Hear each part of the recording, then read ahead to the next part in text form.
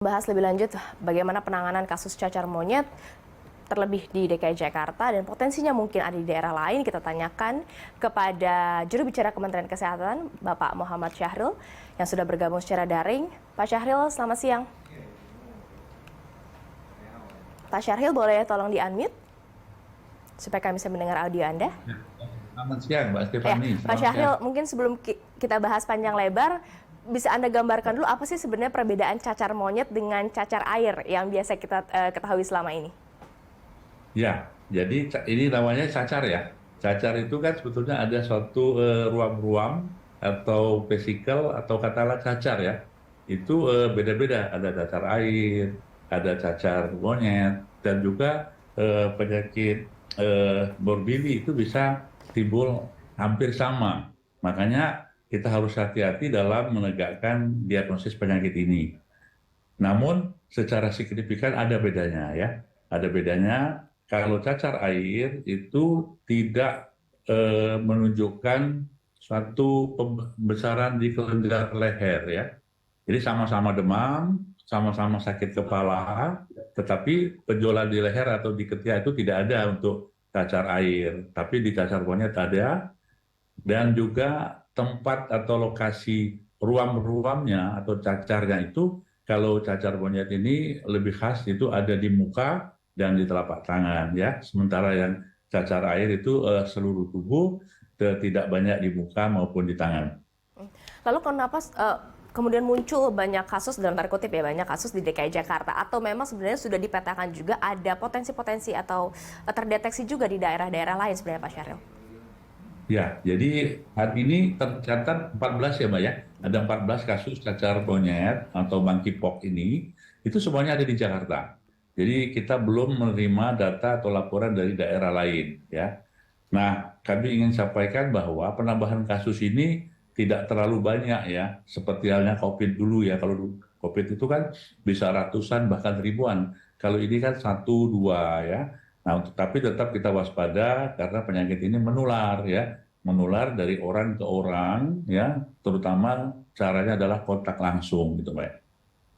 Ini memang penularannya mirip dengan COVID begitu karena melewati cairan atau limbah dari saluran pernapasan juga, karena kontak langsung juga, Pak Syahril, atau ada bedanya? Ya, beda. Jadi kalau cacar ini dia kontak langsungnya melalui tadi, Pak, kan ada ruam-ruam atau cacar di muka, di tangan atau di tubuh yang lain, itu dia bersentuhan, berkontak langsung. Bisa dengan jabat tangan, bisa berpelukan atau tidur bersama, yang semuanya dia secara langsung kontak. Atau juga bisa tidak kontak langsung melalui pakaian atau alat-alat yang dipakai oleh pasien dengan cacar monyet, itu dipegang atau bersentuhan dengan orang yang sehat. Jadi ada yang secara langsung, tapi juga ada yang tidak langsung. Begitu, Mas. Oke, ini saya mau konfirmasi ke Anda, Pak Syahril, karena ada kemudian yang mengatakan kalau cacarnya itu sudah menjadi kering, nah justru momen-momen itulah lebih cepat menular ke orang-orang lain. Betul atau tidak, Pak? Tidak benar ya. Jadi ada dua fase ya, atau masa inkubasi dan masa invasi dari cacar monyet ini. Masa inkubasi itu adalah masa di mana pasien tertular dan baru menimbulkan gejala. Gejalanya demam, sakit kepala yang hebat, dan juga ada limfadenitis atau benjolan kelenjar. Nah, itu sekitar 5 hari. Setelah itu, kalau penyakitnya berlanjut, maka timbul yang disebut dengan masa invasi, di mana muncul ruam-ruam tadi atau cacarnya itu di muka dan di tangan. Itu sampai sekitar 21 hari. Nah, setelah 21 hari, dia ada yang pecah dan mengering. Nah, itulah disebut dengan masa penyembuhan. Kalau udah masa penyembuhan, itu dia kering, rontok, dan kembali pulih. Berarti Jadi, tidak menular lagi ya, Pak, ya? tidak menular lagi. Yang menular tadi pada saat masa invasi tadi ya. Jadi ada apa namanya ruam-ruam atau cacar di muka atau di tangan yang bersentuhan langsung kepada orang lain. Kemudian ada informasi kalau ini sebenarnya bukan penyakit yang mematikan dalam tanda kutip. Ini apakah memang sebenarnya kalau ada yang terkena virus monkeypox hanya perlu istirahat di rumah atau tetap harus ke dokter untuk dirawat atau gimana, Pak Syahril?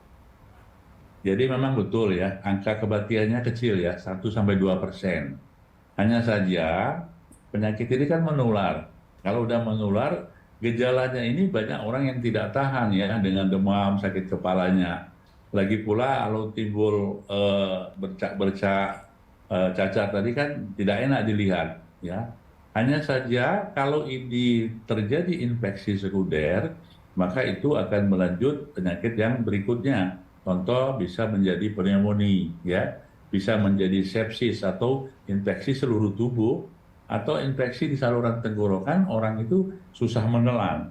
Nah, sehingga kalau ini tidak tertolong, maka bisa saja dia menyebabkan suatu kepatalan atau kematian. Nah, tetapi sekali lagi angka kematiannya tidak terlalu tinggi, kita tetap harus waspada ya. Jadi lebih baik tetap memeriksakan diri ke dokter begitu ya. Nah, upaya dari Iya, Kemenkes iya. sendiri untuk menekan, karena angkanya sampai saat ini hanya 14, bukan hanya ya, 14 penderita virus monkeypox, tapi supaya tidak meluas ke daerah-daerah lain juga, apa yang tengah dikerjakan oleh Kemenkes? Ya, kita sudah memberikan edukasi melalui sosialisasi dan prevensi kepada seluruh masyarakat, Oke. tugas kesehatan untuk waspada. Jadi mengetahui gejala dan bagaimana tindakan selanjutnya. Jadi kalau orang sudah kena, itu memang harusnya dia diisolasi supaya dia tidak menulari kepada orang lain. Nah, kalau sudah kena, maka harus berobat atau diobati agar tidak berlanjut yang lebih besar.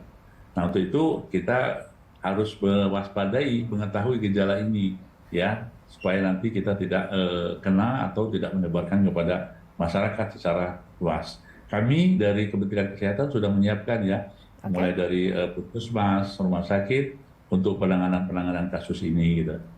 Baik. Terima kasih juru bicara Kementerian Kesehatan, Pak Muhammad Syahril, sudah bergabung sama Berita Satu Siang. Salam sehat, Pak.